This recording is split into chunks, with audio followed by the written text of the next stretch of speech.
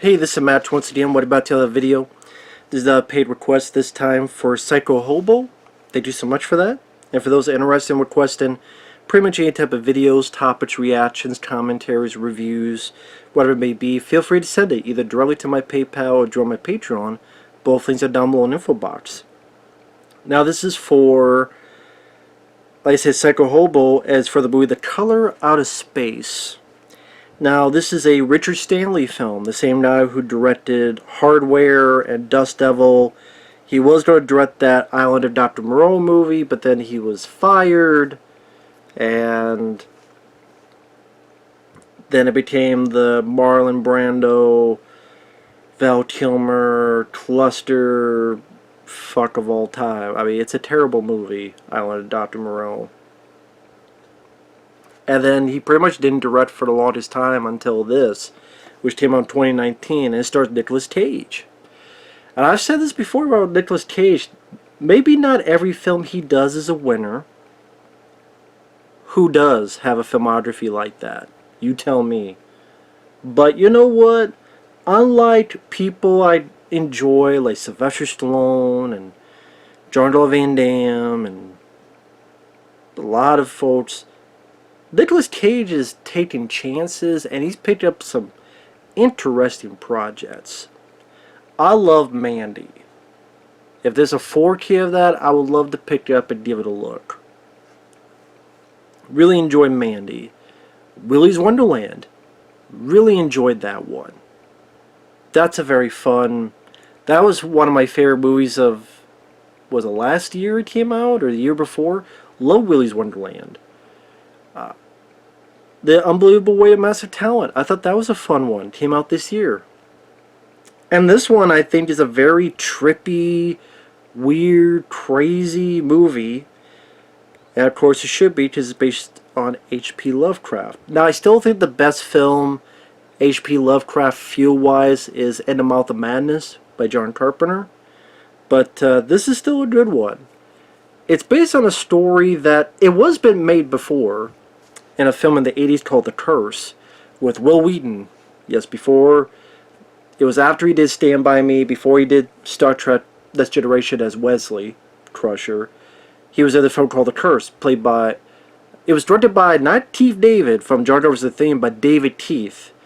I believe the actor and Firestarter who played the dad, David Keith, he's been in other stuff. He directed a film, The Curse, and it had one of the guys from the Dukes of Hazzard in it, and it had a few others, including, like I said, Will Wheaton. And I remember not minding that film. I remember The Curse not being that bad. And then it had sequels that had nothing to do with the first movie, Curse to the Bite, where a guy's like hand turns to a snake or something. I forget. But The Curse was 80... I forget what year, 80-something. But this was definitely more of a trippier movie. And it's about this family. Nicolas Cage is the dad. Jolie Richardson is the mom. I remember her from Event Horizon. You have a teenage daughter, teenage son, and a younger son. And the family, they may be quirky, like the daughter's into Wiccan, a little bit of witchcraft stuff. But they're not annoying, they're not irritating. This Cage is, they're quirky, he's raising alpacas on this farm in the middle of nowhere in, I think, Massachusetts. But they seem like a decent enough family. And the actor's not doing bad at all. And Richard Stanley definitely knows how to shoot the forest, the wooded area. Just looks gorgeous. And it is a slow burn of a movie. This is a movie that does take a bit of its time. But I was fine with that because it's been a while since I had seen this, so it was still me trying to, okay, what's going on? I remember certain bits and pieces, but I didn't mind the journey. You have all this scientist, hydrologist, which I think, again, I forget his name, and the Curse, the 80s movie. Was it Bo or Luke Duke? I think John Schneider. I think it was John Schneider in the 80s movie. He kind of played that type of scientist character. Here, I forget the guy's name. he wasn't a bad actor. He just isn't in it much. I do think he could have been in it more to give his character a bit more of a feel of importance. Because, like I say, he's not bad. It's just that he disappears for a good chunk of the movie, then he comes back at the end, and it's like, I don't feel a strong connection to the character because he's disappeared for so long. I forget the actor's name. But, I didn't mind his performance. But he's a hydrologist looking over the water for this dam. And, like I said, the family's decent. And then one day this meteorite hits, has weird purple pink light color in the area of the sky. And then strange things start happening. You get a bit of the hydrologist and the mayor looking into it. Some of them go to Tommy Chong is in the film. He plays a squatter that lives nearby. Nice to see Tommy Chong in there, being a big Cheech and Chong fan. He's in maybe 3 scenes in the film. Like I said, it would have been nice to see more of him, but it was still nice to see him in there nonetheless. And pretty much strange things start happening. At night, lightning hits the meteorite, and then it seems like it disappears. The family starts acting more and more strange. The dad, Nick Cage, is being a bit more and more agitated, a bit more of that Cage rage as it goes on. The youngest kid starts hearing noises in the well, but no one else hears it. The mom is cutting food, but she actually cuts her 2 fingers off, and she barely notices. You notice it, like the color of the area starts changing. These weird flowers start blooming. There's little insects that are like a pink purple color. I mean, the slow burn. And it's just this sort of unease of this shit is going to get way worse before it gets better. And yes, you have a bit of that over-the-top Cage rage, but it was toned enough down. It wasn't like Ghost Rider Spirit of Vengeance. I think he was able to channel the right rage of the Cage. Just a little support would be great. They fucking appreciate it. Or, oh yeah, how he had like an argument with his daughter, and he said something like, you know, I'll save you the trouble and get the fuck out of your way. Because he's a guy, before he no cursing, now he's cursing a bit more. The food's getting more rotten. The field is more purple. And I liked how, not just the family, but how the landscape is changing. And I'll say this. What Annihilation was trying to do, I liked it better in this movie. I don't know why. I don't know if it's just I had less questions about it in a weird way with this compared to Annihilation, or maybe just the family and the unit, I was able to engage a bit more of them compared to the characters in Annihilation. A lot of people love Annihilation. I much preferred this movie. I like how the cinematography is changing. And then the slow burn also helps because when shit goes crazy, you realize, oh, it went really fucking crazy. And I don't want to start with spoilers now, but the second half does have a lot of crazy moments and some pretty good practical effects. There's some CGI at the very, very end, including a certain portal that I wish there was more finessing done with the effects. But I guess I didn't mind the idea and the unique color scheme and the designs. That I didn't mind them, so I could handle and deal with it. But I do wish the CGI was either... I think it would have been cool if you tried to do it with more old school effects. I don't know if that would be with animation of some sort. I don't know. Less is more quality. You take your pick, but the practical effects, there's some really good stuff in there. And like I said, I like, just from what I understand with H.P. Lovecraft, it's pretty damn hard to put that into a film. So for what I've heard, this seems to be a decent attempt at that. So spoilers, when I say shit gets even weirder, the alpacas that Cage is raising, they get hit by this color, and now they're joined together like John Carpenter's The Thing. Like literally a scene from John Carpenter's The Thing. And the raging Cage is shooting them with a shotgun. Practical blood strips, practical gore, explosions. You could do it in this movie, but so many other movies can't. This kind of did that weird vibe better to me than even The Void. Because that movie, The Void, I can't give you heads or tails of the plot, and I felt that was more laziness than what it was trying to do, in my opinion. This, yeah, you don't know what the color is, but because of you could get more of a handle on it. It's not as confusing, if that makes sense. At least not to me. And not only that, but the mom and the younger son get fused together. So you have this effect where the mom, but then the son's head is like from the other side. And becomes like this, they bring it in, later on becomes this monster in the attic.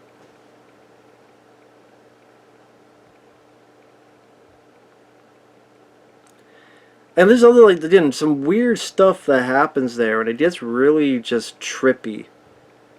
I've never taken LSD, but this feels like a movie that, if you want to know what LSD feels like, you watch this movie. I'm like, oh, so that's what it's like to take acid. There's a lot of, like, point of view, color, like...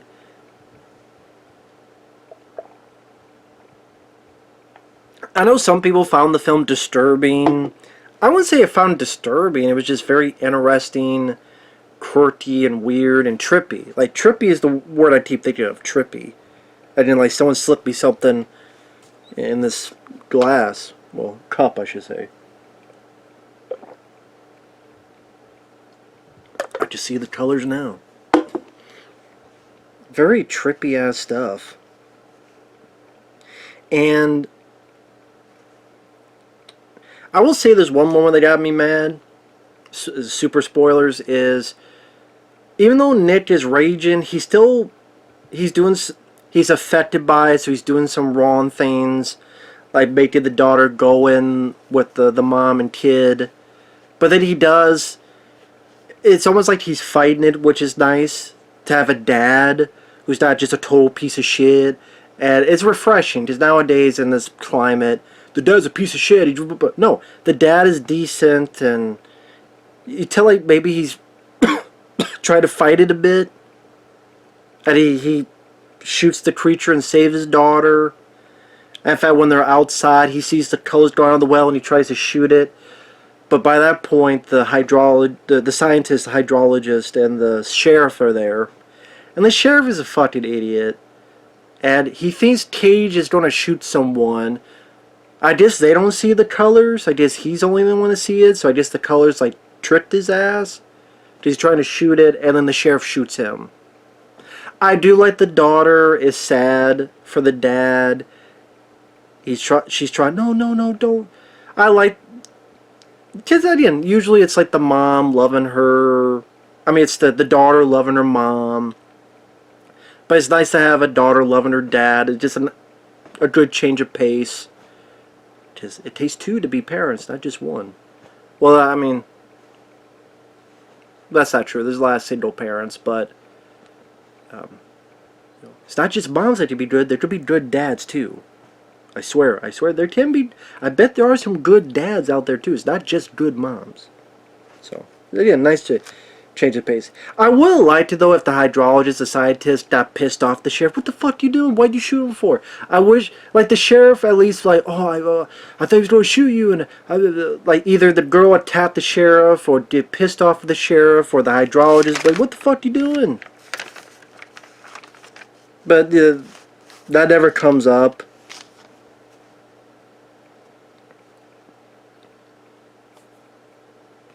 I mean, I guess, it's better than Nick Cage who died of it's a bit of a tragic death. So maybe if part of me's like, I wish he didn't die. I wish he didn't get killed off. I would have preferred him living, but you know.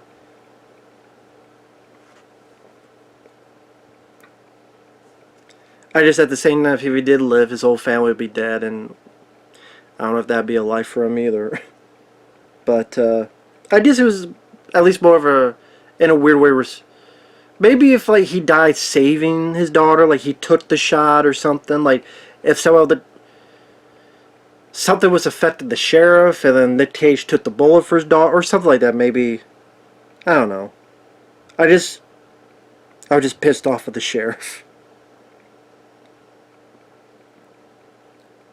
But maybe if there was some questioning about this wrongful death, I guess the sheriff, maybe at least if there was that, I would not have been such a bug up my ass on it. But I do like this. I thought this was a decently creepy scene. I did with all the color scheme and the way the cinematography has shifted from the beginning of the film to much more of a gloom and doom feel to the surrounding area, and they go to find Tommy Chong, and you hear that he's recorded all this stuff about he kind of had figured out what was going on, and he's been killed, and they find his body is like desecrated, just much thinner, almost like just a shell left. That was a creepy moment. I didn't. There's this one bit, though, that I thought could have been better, where I just like a tree. I'm like, was it the tree from Evil Dead? Grabbed the sheriff and killed him. But when the guy looked up, the scientist looked up, I could barely tell what the hell was going on, because I thought the effects could have been better, and if you had, like, the sheriff, I don't know, if you, like, ripped him like this, or, like, tore him apart like Bishop and Aliens, or if you, like, ripped him from the head, like, you know, when you rip a, I don't know, and if, you know, if you took this piece of paper like that, I think that would have been fun to see. But like, yeah, fuck you, you killed Nick Cage, you asshole. It would have been nice to see that, but maybe they didn't have the budget. Or the idea of the tree, I don't know if it was CGI or what effect. It felt like one of the weaker effects, so it wasn't as effective as seen. I like the idea, but I don't know. I thought that could have been done a bit better.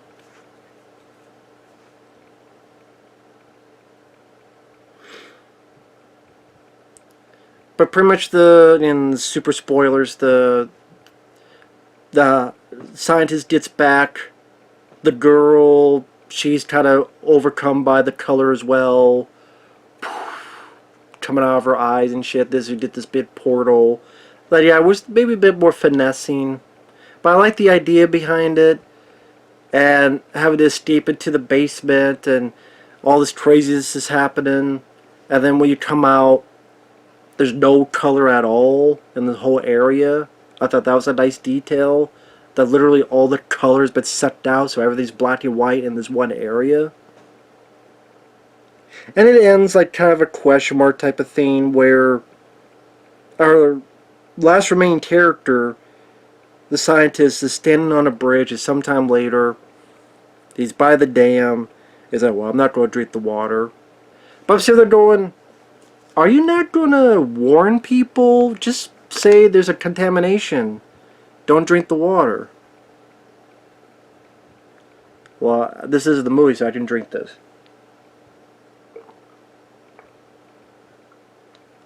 Like, is he not going to warn the people? Did he warn the people? I wish that was a bit more clear.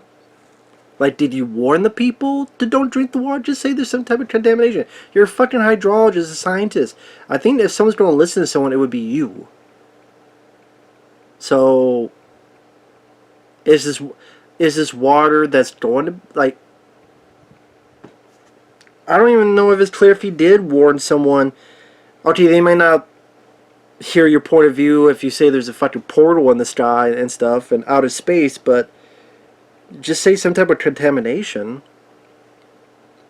So I have little nitpicks here and there. I wish that I appreciate the slow burn, but I could have done with it, picking things up a little bit quicker.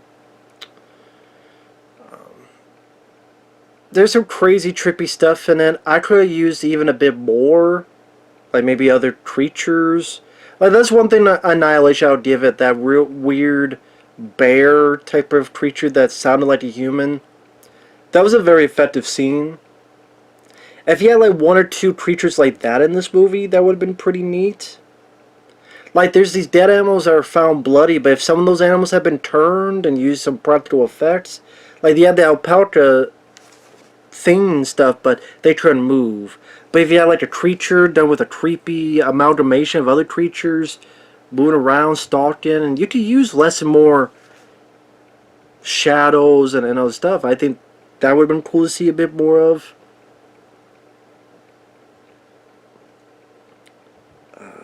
But I did like I said, I thought the acting was pretty decent. I wish the hydrologist had a bit more to him. Like I said, he's sporadically in the beginning, then he disappears for a good chunk, which I did. We're stick with the family, and that's why. But it's like, if this is going to be our character left standing at the end, I don't want to feel like, oh shit, I almost forgot about that guy. To the point I forgot his name. I forgot his name, his real name, his character name. So I do have little issues here and there, but it is a trippy movie. It does have some pretty good practical effects. There's a very quirky, and at times maybe creepy moments throughout it. And it's definitely, if you're at all an H.P. Lovecraft or a Nicolas Cage fan, or hell, I guess if you are one of those that did like Annihilation, I liked this more. This is definitely worth a look. And to me, it's another... I like Willy's Wonderland and Mandy more than this, but I still think this is another win in Nick Cage's book. It was definitely an interesting role. You know, just playing a dad, a decent dad, still quirky Cage. But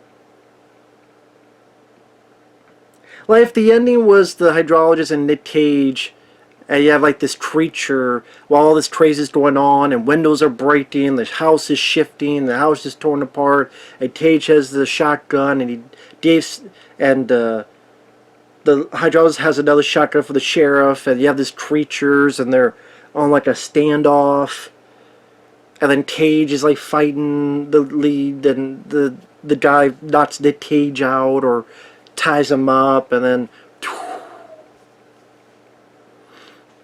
and maybe like Cage, maybe he becomes albino. I don't know. It went out of him, but it took his color away. Come on, you know Cage would play that. And can you imagine like Cage, like he has no hair and he's got no color on his lips or anything, and I guess that'd be a pretty bad fate for the character as well, but